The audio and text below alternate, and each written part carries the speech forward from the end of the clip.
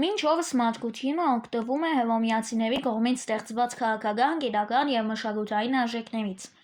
Նրանց հայտնագործություններից է բետոնը։ Նրանք գլադիատորական մարտերի համար կառուցում էին ամֆիթատրոններ, որոնցից խոշորագույնը Հռոմի Կոլիզեումն էր։ Հաղթանակով վերադարձած զորավարների պատվին կառուցում էին ժամանակավոր հաղթակամարներ, և դրանց օրինակով եվրոպական շատ քաղաքներում կառուցվեցին հաղթակամարներ։ Հին Հռոմում կատարելագործվեց ջրմուղն ու կոյուղին և ջրացույցների շինարարությունը։ Իրավական մտքի ձեռքբերումներից էր իրավունքի որպես առանձին գիտության սահմանումը։ Ներկայիս դատարանում երդվելը ժառանգվել է հռոմեական տարաշրջանից։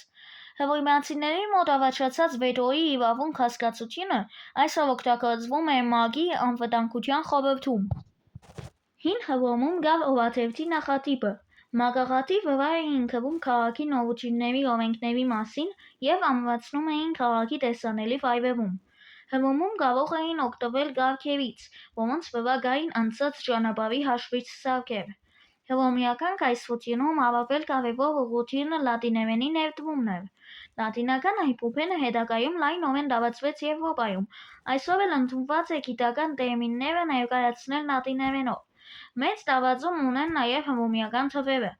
Հռոմեացիները օգտագործում էին նոր դեղամիջոցներ, ժիռայատական գործիքներ։ Հռոմեացիները կատարելության հասցրին ճանապարհաշինությունը։ Հռոմում տարածում էին գրել նաև ավագ սննդի կետերը։ Հարուստ հռոմեացիների տանը կար նաև հատակի տաքացման համակարգ։